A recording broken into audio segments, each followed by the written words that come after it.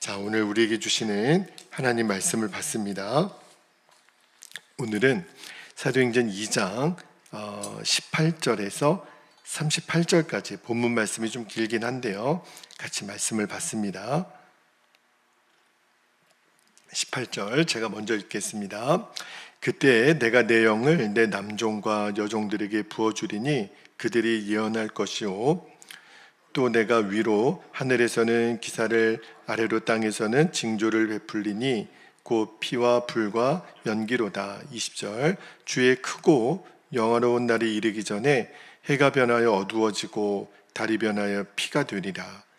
누구든지 주의 이름을 부르는 자는 구원을 받으리라 하였느니라. 22절 이스라엘 사람들아, 이 말을 들으라.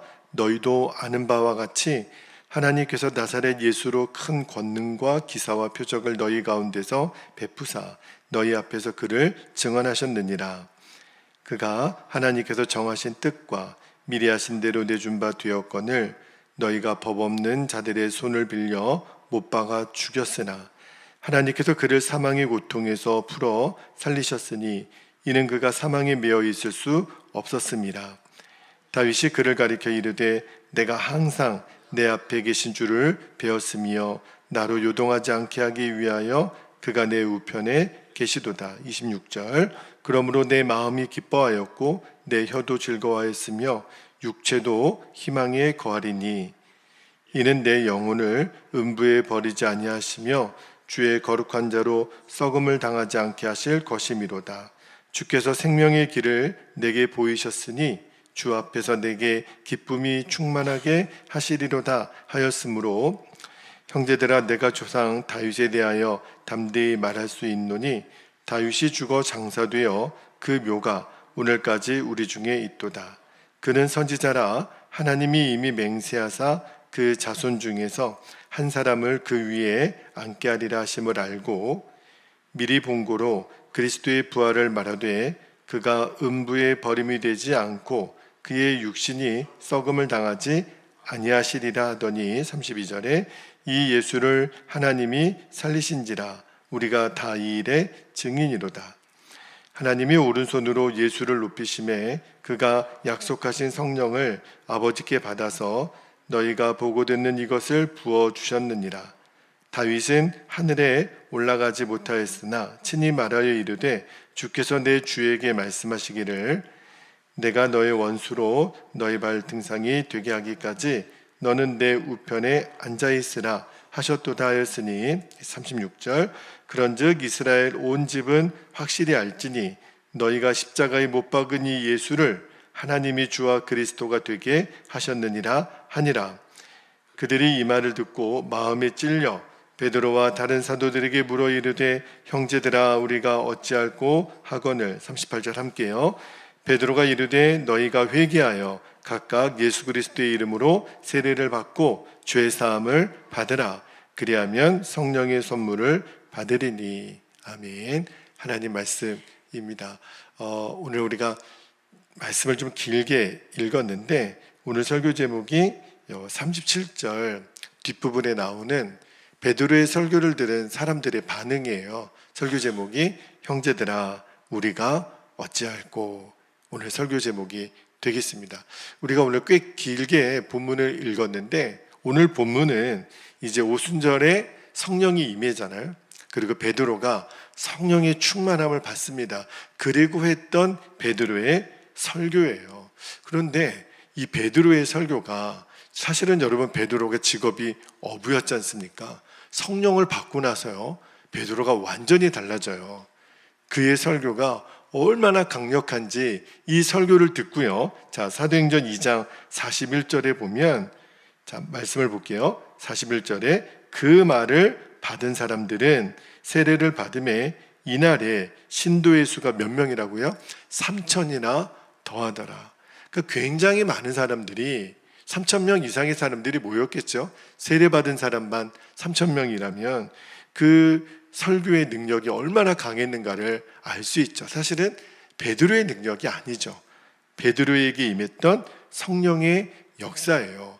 성령의 역사가 이렇게 강력히 나타나니까 이 구원의 역사가 나타났는데, 자, 그런데 이런 강력한 구원의 역사가 어떻게 나타났냐면, 물론 베드로의 설교가 굉장히 강력했다는 것도 있었지만, 그러나 그 설교를 듣고 사람들 안에 어떤 마음의 변화가 일어났냐면 회개의 역사가 일어났다는 거예요. 자, 37절과 38절을 다시 한번 읽어드릴게요. 37절 보세요.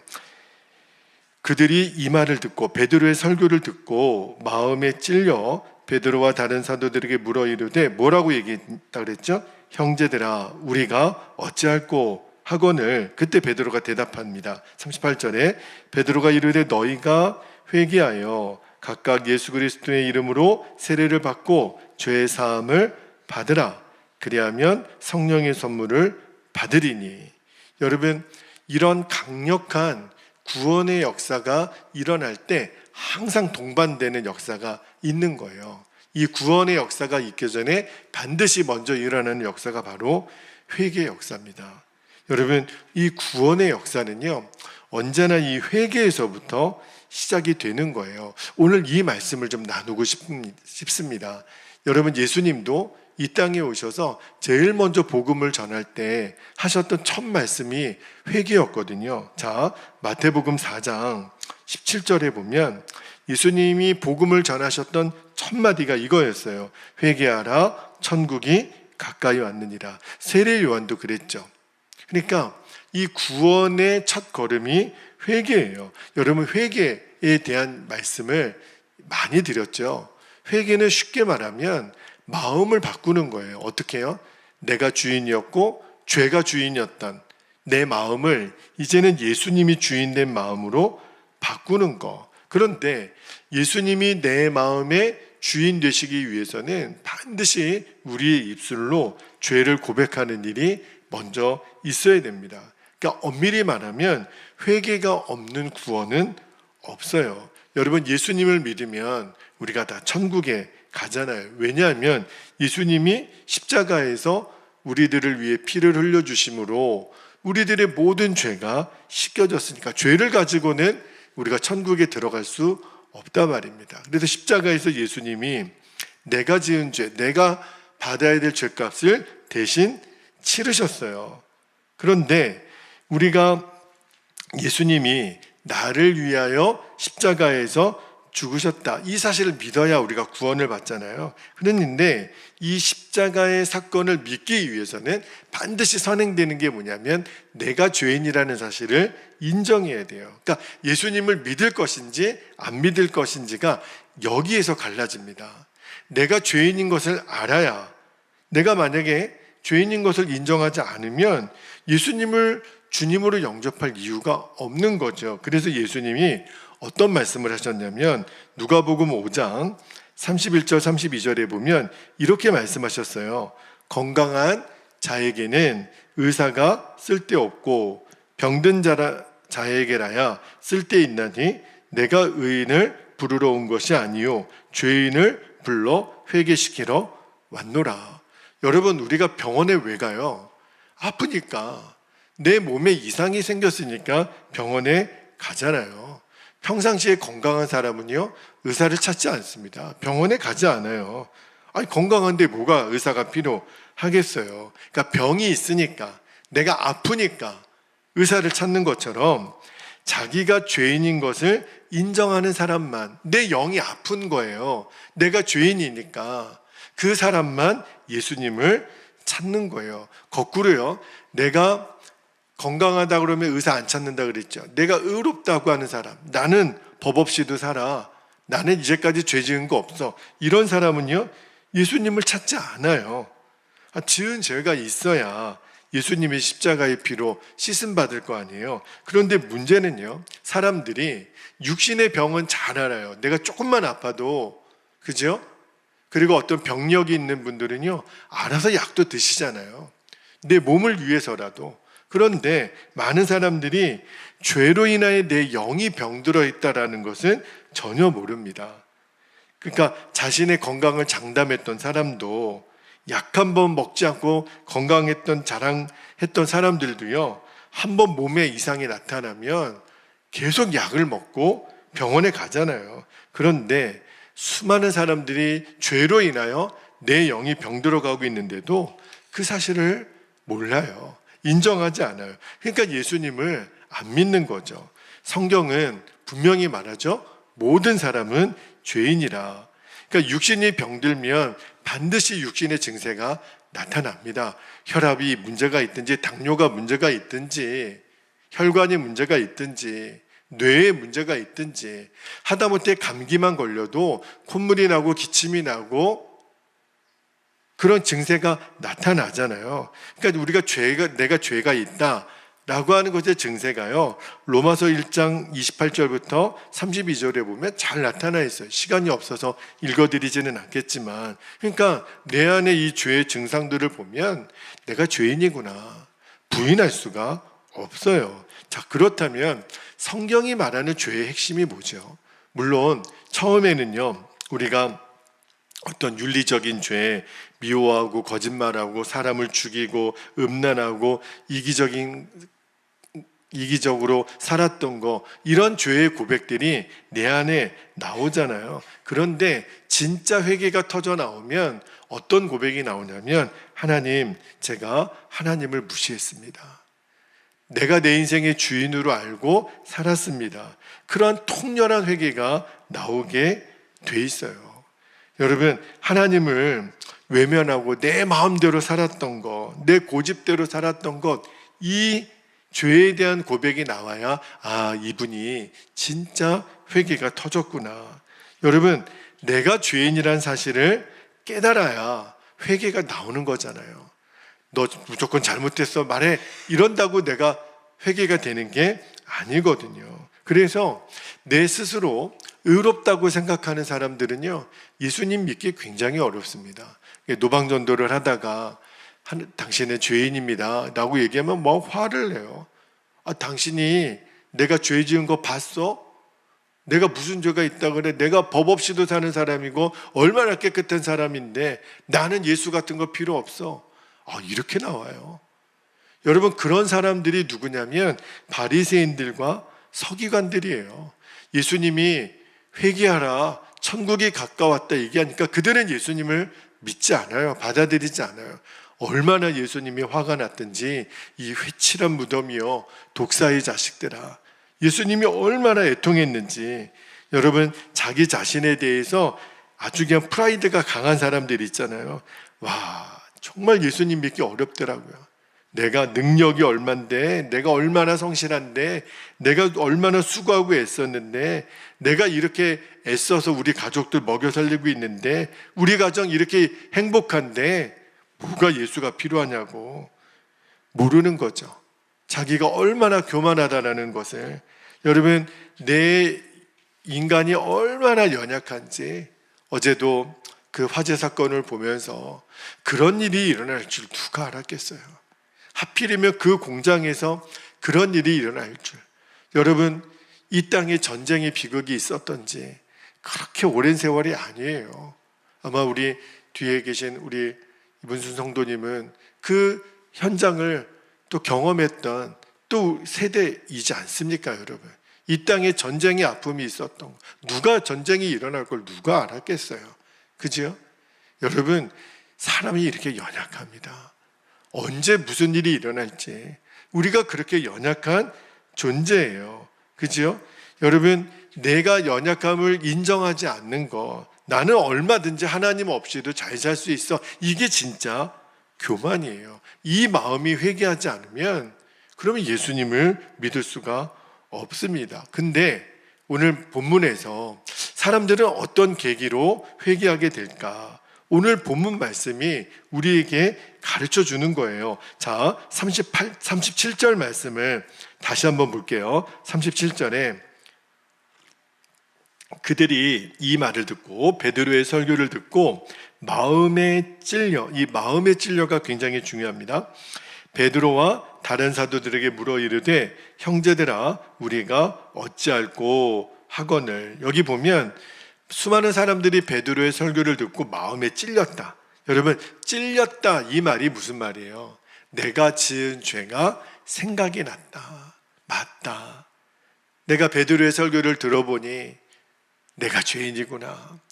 실상은 내가 예수를 못 박은 사람이구나. 그들 안에 통렬한 회개가 임했다라는 거예요. 여러분, 내가 죄인인 것을 알게 되었다.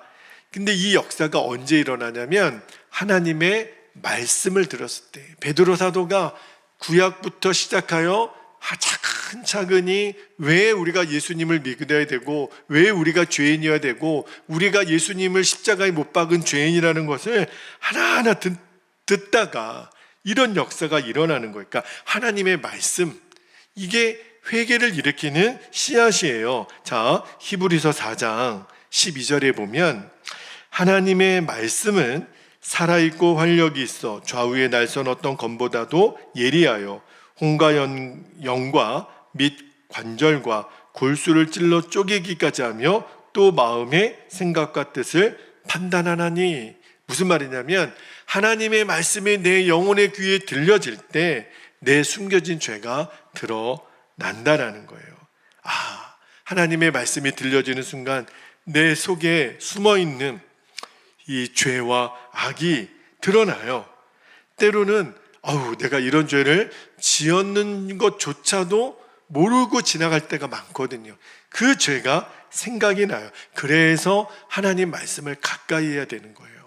우리가 주일 예배를 통해서도 이렇게 새벽 예배를 통해서도 자꾸 하나님 말씀을 내가 들으면 내 안에 있는 숨어있는 죄가 다 드러나요. 그때 우리가 즉시 회개하면 됩니다. 그런데 여러분, 모든 사람이 하나님 말씀을 들었다고 다 회개하는 게 아니에요. 오히려 하나님 말씀을 듣고 강팍해지는 사람들이 있어요.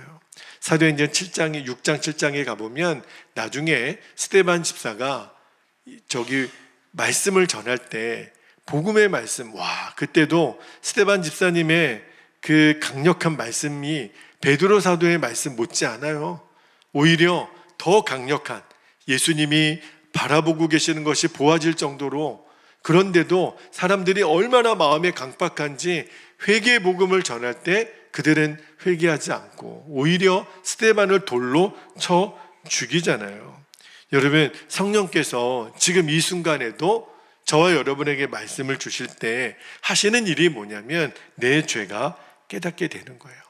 어제 하루를 사는 동안에도 또 보지 말아야 될 것을 보고, 가지 말아야 될 곳을 가고, 먹지 말아야 될 것을 먹고, 품지 말아야 될 생각을 내 안에 품고. 여러분, 사람은 몰라도 내 안에 계신 성령님이 아시거든요. 그래서 오늘 새벽에 기도할 때 주님이 저와 여러분에게 사람은 모를지언정 하나님은 아시는 그 죄가 생각나게 해주실 때, 다시 말하면 내 마음에 찔림이 있을 때, 주님 회개하라고 하시는 거구나. 여러분의 입술로 토해내면 돼요. 주님, 제가 또 이런 죄를 저질렀군요. 그러면 반드시 성령님이 역사합니다. 성령님이 내 마음을 만져주세요. 여러분, 우리가 6.25 기념일을 오늘 맞았잖아요. 이 날을 우리가 어떻게 보내야 되죠? 이제야 어찌하여 그날을, 우리가 그 노래만 부르고 지나갈 날이 아닌 거예요. 실은 6.25는요, 이 민족이 해방 이후에 하나 되지 못하고 하나님을 경외하지 못하고 좌로 우로 동이 남으로 남과 북이 나누어져서 싸우다가 심지어는 교회가 피터지게 싸우다가 하나님이 민족적으로 내린 형벌이 6.25예요. 이날을 기억하며 우리가 정말 깨달아야 될 것은 이 민족의 죄를 나의 죄로 끌어안고 통렬하게 회개하는 겁니다.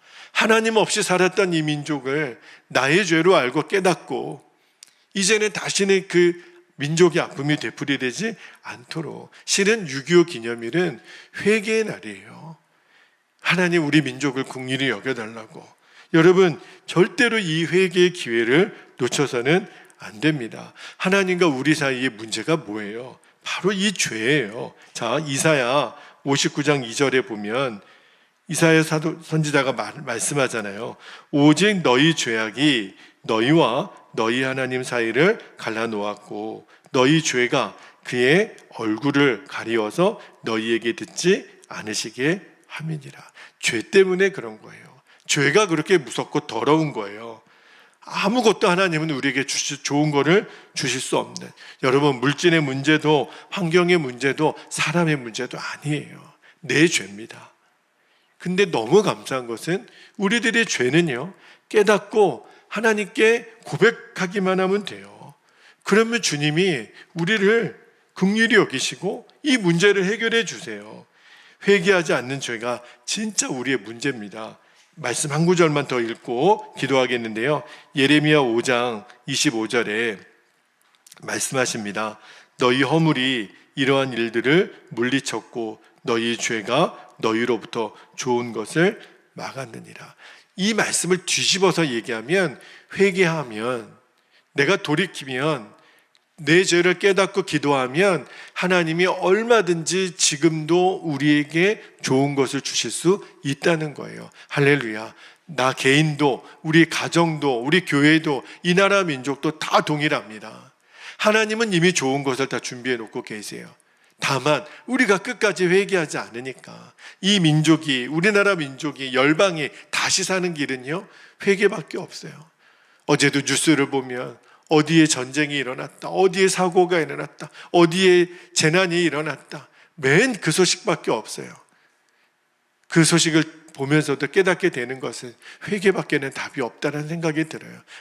내 개인의 인생도, 우리 가정도, 우리 교회도, 이 나라 민족도, 온 열방도 하나님 앞에 무릎 꿇고, 하나님 저희들이 잘못했어요. 하나님 저희들을 용서해 주세요.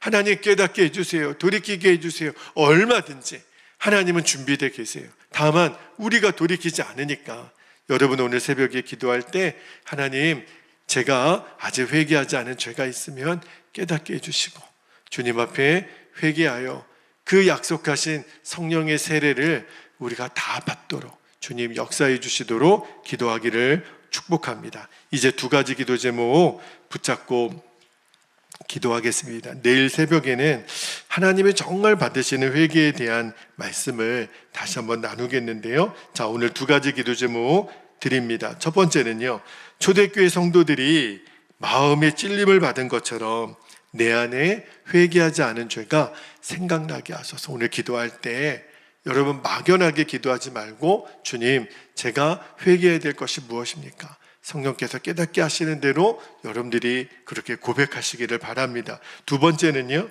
회개를 통해 주님과의 관계를 막고 있는 모든 죄악이 씻겨지고 풀어지는 은혜를 누리게 하옵소서. 너무 중요한 기도예요.